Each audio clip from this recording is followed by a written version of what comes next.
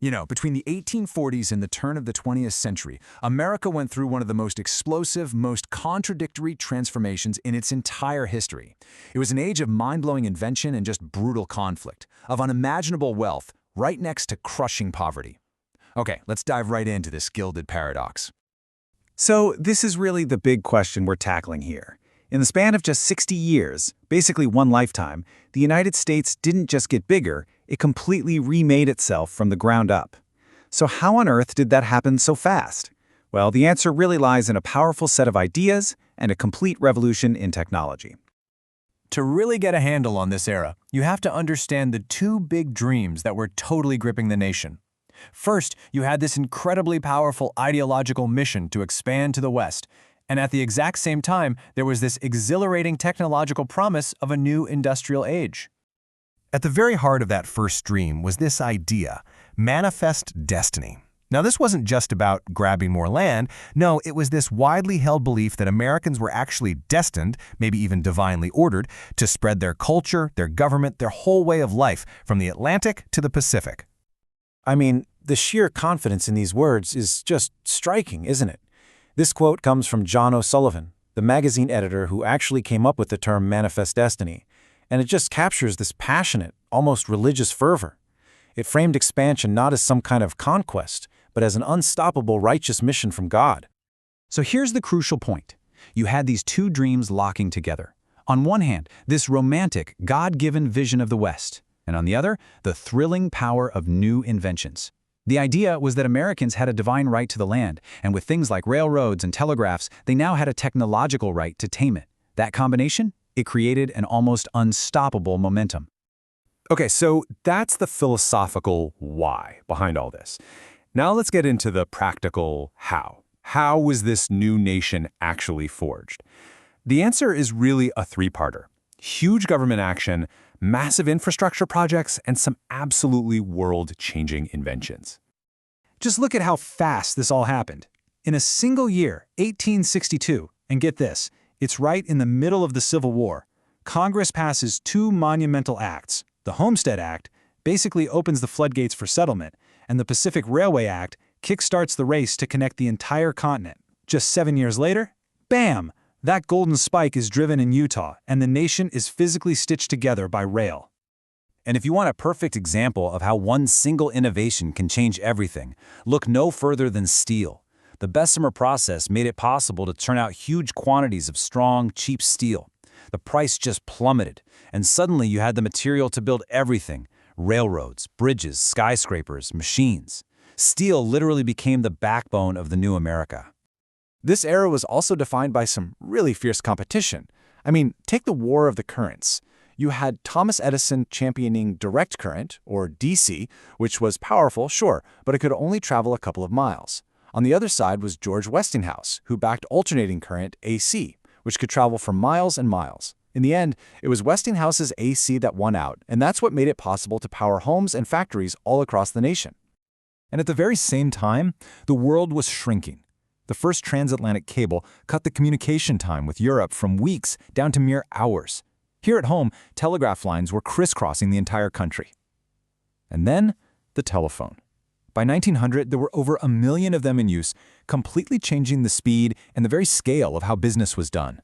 So we have this grand vision, right? All this progress and incredible technology. But what was it actually like for the people on the ground? Well, the reality of the frontier was a world away from the romantic paintings and the optimistic slogans. It was brutal. The sheer scale of this migration was just immense. I mean, just look at this number. By 1870, nearly 500,000 people had packed up everything they owned and endured the treacherous 2,000-mile Oregon Trail, all of them chasing this dream of a better life. And what did they find when they got there? Well, for many of these homesteaders, the so-called sodbusters, life was a living nightmare. They lived in houses literally made of dirt. They faced terrifying weather, plagues of locusts that could eat a year's work in a single day, and they were often trapped in this crippling cycle of debt to the very railroads that brought them out there in the first place. Not to mention the extreme isolation. And it was the same story for the miners. The initial dream, the one that started the whole rush, was of the lone prospector with his pan striking it rich. But the reality soon became industrial. All the easy-to-reach gold was gone, and mining became a dangerous, low-wage job, working for a massive corporation deep underground in shafts that could get over 100 degrees. Wow. This quote, it's just devastating. It cuts right through that whole mythology of the heroic pioneer family. It reveals the immense physical and mental burden, especially on women, who not only face the same hardships as men, but also this profound isolation and the constant dangers of childbirth with absolutely no medical help nearby. And this really brings us to the central conflict of the whole Gilded Age. While this new nation was being forged, it was also being fractured.